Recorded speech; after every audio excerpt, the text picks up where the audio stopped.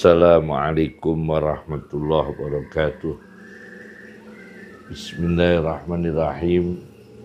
Hamdanillah, salatan wassalaman ala sayyidina Muhammad ibn Abdillah Rasulillah wa ala man sahibah wa tabi'ah hudah, amma ba'd. Hikam Ibni Athaillah As-Sakandari, hikmah nomor 73 dengan syarah Irsyadul Bariyah ila ba'di ma'anil hikam al-Athaiyah karya Profesor Dr. Yusri Rusdi Al-Hasani, halaman 225-226. Bismillahirrahmanirrahim. Ida aradta, ing dalem nalikane ngarepno sapa sira, jika engkau berkeinginan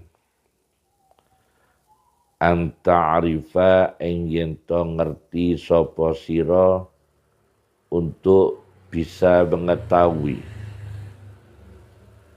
qadroka ing ukuran ira, kadarmu, kemuliaanmu, derajatmu, makommu indahu ing dalem ngersane Allah, yakni di sisi Allah. Makom kita bagaimana, posisi kita bagaimana, derajat kita bagaimana, ukuran kita bagaimana di sisi Allah. Fandur, maka lihatlah, mongko ningali sapa sira, maza ing utawi apa iku zakang yuqimu kang menempatkan sapa Allah, mau indahu dan ngersane Allah. Fangdur mongko ningali sapa sira ma ing utawi apa iku zakang yuqimu kang menempatkan sapa Allah ka ing sira, ayat tegese fihi ing dalem maka lihatlah saat ini kita ditempatkan Allah di mana. Artinya kalau derajat kita ini rendah, di level buruk, maka saat ini kita kondisinya berdosa. Fa in aqamaka fil ma'asi, maka apabila Allah menempatkan dirimu di dalam kemaksiatan, fa maqamuka min ahlil ma'asi, maka derajatmu di sisi Allah orang maksiat. Fasari' bit taubah, fasari' ila taubah, solusinya adalah segera bertobat. Wa idza aqamaka fit ta'ah, jika Allah menempatkan kita dalam posisi taat, kalau kita ditempatkan oleh Allah dalam ibadah, akhlak yang baik, menjadi pejabat yang amanah, menjadi polisi, menjadi tentara yang marhamah, kasih sayang, menjadi bangsa yang tidak anarkis, tidak teroris, tidak merusak. Fa anta zu qadrin azim indallah, maka dirimu di sisi Allah mempunyai kadar yang besar, nilai yang besar, kemuliaan yang besar. Fahmadillah ala fadlih, maka memujilah Allah, memujilah kepada Allah atas anugerahnya. Wandur di qalbi, dan lihatlah, renungkan, analisa kondisi hatimu. Fa in kana radiyan biqadarillah, apabila hatimu ridha dengan apa yang ditakdirkan Allah, wa qani'an bima qasamahu laka, dan menerima ridha, menerima qanaah dengan apa yang dibagikan Allah kepadamu, fa anta fi maqami ridha, maka pada saat itulah Anda di dalam level ruang tempat ridha. Illa man atallaha biqalbin salim, kecuali orang yang datang kepada Allah dengan hati yang selamat sehat. Asy-Syu'ara 89, yakni termasuk orang yang pada maqam qalbin salim, hati yang selamat. Nah, begitu juga wa in kunta tatahawanu fi amrihi wa tatasahhalu fi nawahihi, jika Anda meremehkan perintah Allah dan menganggap mudah larangan-larangan Allah, wa tatakassalu an ta'atihi, bermalas-malasan taat kepada Allah, wa tahtiku hurmatihi, dan merobek melanggar larangan-larangan Allah, wa tu'adi awliya'ahu, dan memusuhi sentimen benci dengan kekasih Allah, ulama Allah, para ulama salih, para aulia, orang-orang salih, habaib salih, Anda membencinya, fa anta minal muhanin, maka tandanya engkau akan dihinakan Allah. Orang-orang yang termasuk dihinakan Allah, maqammu di situ al-mahrumin, terhalang dari karunia Allah, al-matrudin, terusir dari dicintai Allah. Nah, begitu ya. Ini makna hikam Ibnu Athaillah. Nah, lebih detailnya saya baca dalam sebuah kitab ilmiah sofistik namanya Nahrun Nur, karya Salahuddin At-Tijani Al-Hasani. Nahrun Nur ini namanya kitabnya. Saya baca di dalam halaman 520-521. Makom manusia di sisi Allah itu berarti bisa dianalisa, bisa dimengerti ketika ini manusia dalam kondisi apa. Kalau kondisinya baik, insya Allah di sisi Allah kita tergolong orang baik. Kalau di kondisi buruk, akan sebaliknya. Ini karena apa? Karena instabilitas hati dan jiwa manusia. Ini yang menyebabkan perubahan-perubahan perilaku manusia. Instabilitas hati dan jiwa manusia. Nah, di sini ada bab 98, isyaratun nabawiyatun, isyarat Nabi ila sur'ati taqallubi qulubin nas, bahwa cepat sekali berbolak-balik hati manusia. Pertama, mengambil hadis dari Sahih Muslim, yaitu orang pagi beriman, sore kafir, atau sore beriman, pagi kafir. Karena apa? Instabilitas ini ditandai, terindikasi yabi'u dinahu bi'aradin minad dunya, karena menjual agama dengan harta dunia. Nah, ini menyebabkan perilaku manusia berbelok karena tergoda oleh materi dunia. Menjual agamanya dengan materi dunia. Bisa orang awam terjadi, bisa orang beribadah juga menjual agama dengan dunia, bisa ulamanya, bisa ulama dalam sebuah institusi. Oknumnya berjamaah menjual agama dengan dunia. Bukan institusinya, tapi ulama yang ada dalam institusi itu berjamaah menjual agamanya dengan dunia. Ini makomnya bukan makom ulama lagi, gridnya menurun. Ya. Yang kedua, yaitu instabilitas manusia. Ya. Hadis yang kedua riwayat dari Abi Dawud. Ini di halaman 520-521. Kitab Nahlun Nur ini 520-521. Ya. Yang kedua mengambil hadis dari Abu Dawud.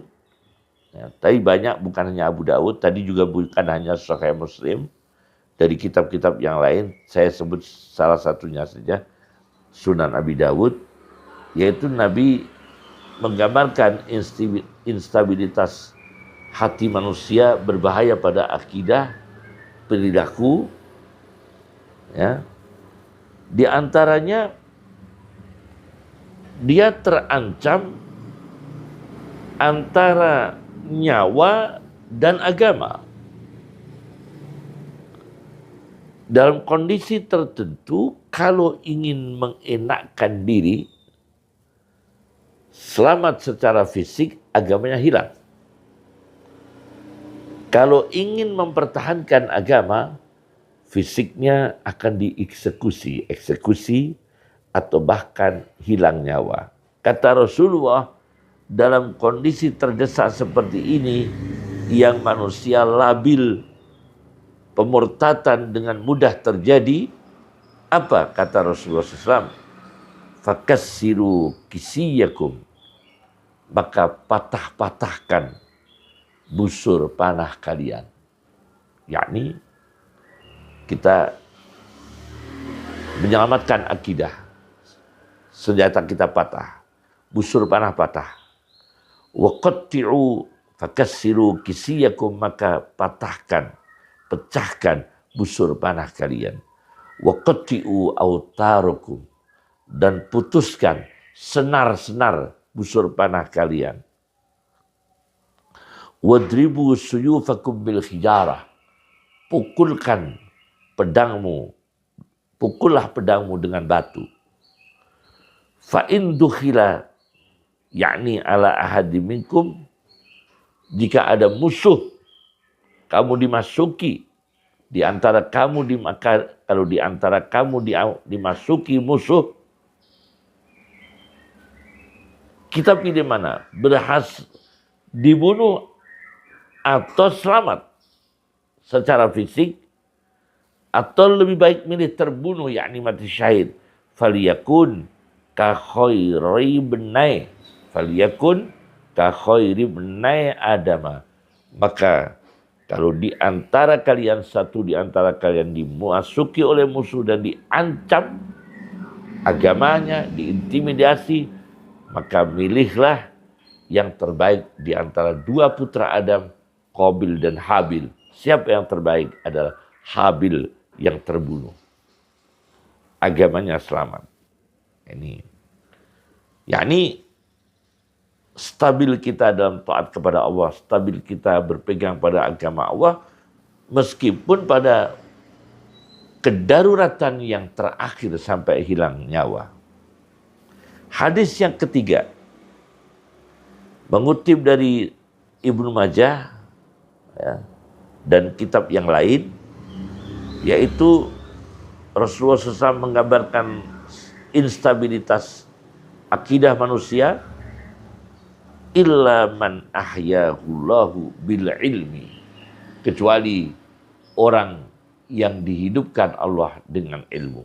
Yakni untuk menjaga stabil iman kita, menjaga stabil akidah kita di Sunnah wal Jamaah, maka istri, anak, keturunan kita, lingkungan kita, hidupkan ilmu agama, hidupkan ilmu syariat, hidupkan ilmu sunnah Rasulullah Sallallahu Alaihi Wasallam. Hidupkan fikih akidah ahli sunnah wal jamaah, supaya ibadah kita, tauhid kita, perilaku kita di jalan yang diterima oleh Allah dan diridhoi Rasulullah Sallallahu Alaihi Wasallam. Nah, ini kitab yang kedua. Kitab yang kedua. Sebagai ilustrasi, saya baca sebuah kitab Al-Ansab, karya Abu Sa'din Abdul Karim bin Muhammad bin Mansur At-Tabibi As-Sam'ani. Al-Ansab, jilid 1, tentang seorang tokoh ahli sunnah, teolog, mutakallim yang sangat terkenal, Abu Bakrin Muhammad ibn Thayyib ibn Muhammad Al-Baqilani. Al-Baqilani. Saya baca, Baqilani itu apa? Baqilani ini lamnya tanpa tasdid. Hadihin nisbah ila baqila wa bai'ihi. Penjual bakila. Apa bakila? Koro. Koro oncet. Ini banyak di daerah Wonosobo ya. Koro. Jadi Al-Baqilani itu ulama yang menjual tanaman koro. Ada kan ya, koro itu bisa di sayur, juga bisa digoreng ya, untuk cemilan koro. Al-Baqilani, penjual koro. Ini ulama Al-Baqilani, dalam diantara karomahnya disebutkan di sini, di kitab Al-Ansab jilid 1 halaman 265, 266, 267, ada rombongan orang berziarah ke makamnya Al-Baqilani. Abu Bakar Muhammad bin Thayyib bin Muhammad Al-Baqilani. Setelah beliau wafat sebulan, maka rombongan ini diantaranya Abul Fadli Al-Mukri, orang ulama semua, Abu Ali bin Syadan, Abul Qasim Al-Azhari, rombongan sampai di makamnya Imam Al-Baqilani. Beliau Abul Fadl mengangkat sebuah mushaf Al-Quran yang ditaruh di atas kubur Imam Baqilani. Seraya mengatakan, ya Allah, masih tertutup mushaf Quran. Tunjukkan ya Allah kepada kami makom derajat Baqilani di sisimu ya Allah. Nasibnya bagaimana? Wa man ladzi ala ilaihi amruh. Al-Baqilani kembali kepada Allah. Bagaimana perkaranya, nasibnya kembali kepada Allah bagaimana? Mushaf masih ditutup, lalu dibuka. Abul Fadl Al-Mukri, begitu dibuka, surat Hud ayat 28. Al-Baqilani adalah orang yang memang berhujjah membela kebenaran. Diisyaratkan, begitu dibuka surat Hud ayat 28. Ya qaumi ara'aitum in kuntu ala bayyinatin min rabbi. Wahai kaumku, tahukah kamu, ceritakan kepada kami, in kuntu ala bayyinatin min rabbi. Kami ini kalau ini ayatnya Nabi Nuh ini yang berkata, kami berada pada bukti kebenaran hujjah yang jelas dari Tuhanku. Wa atani rahmatan min indihi, dan Tuhanku telah memberiku rahmat dari sisinya. Fa ummiyat alaikum, tapi maka disamarkan atas kalian. Yakni Nabi Nuh adalah posisi hujjah, ayat yang jelas, rahmat dari sisi Allah. Anulzimukumuha, Maka apakah kita akan memaksa kalian untuk menerima hujjah ini, ayat ini, penjelasan ini, wa antum laha karihun? Apakah kita akan memaksa kalian untuk menerima bukti ini, ayat yang jelas ini, hujjah yang jelas ini, wa antum laha karihun, sedangkan kalian tidak menyukainya, membencinya? Berarti isyarat yang ditemukan oleh Abul Fadl ini, begitu dibuka mushaf Quran di atas kuburnya Abu Bakar Al-Baqilani, ternyata ayat 28 surat Hud, perkataan Nabi Nuh alaihissalatu wassalam.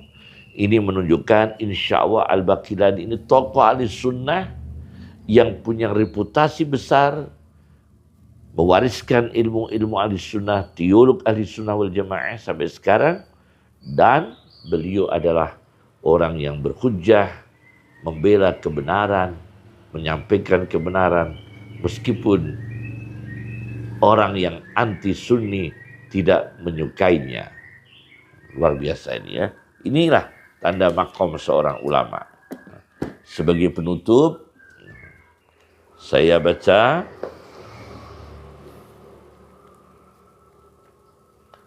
dalam kitab Al-Futuhatul Makkiyah, Muhyiddin Ibni Arabi, jilid 3,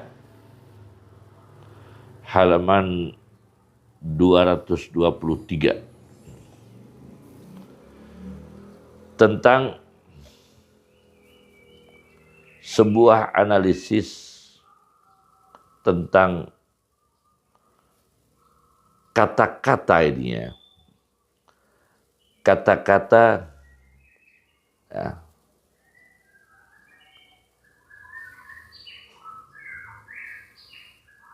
ahlu baiti amanun li ummati. Ahli baitku, keluarga rumahku, membawa aman bagi umatku.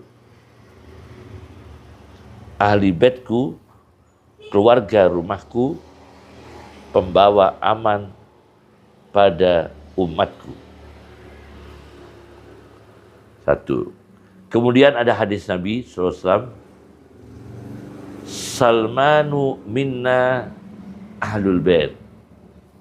Salman yang secara biologis tidak ada hubungan nasab, karena kualitas iman dan ilmunya, di antara kami dari golonganku, kata Rasulullah, termasuk ahli rumahku. Analisanya Ibnu Arabi, fakullu abdin lahu sifatus sayyidi. Maka setiap budak hamba mempunyai beberapa sifat tuannya. Begitu. Mempunyai sifat tuannya. Genetik. Sedikit-sedikit mempunyai sifat dari tuannya. Ini urfiya, fil ghalib, lumrahnya begitu.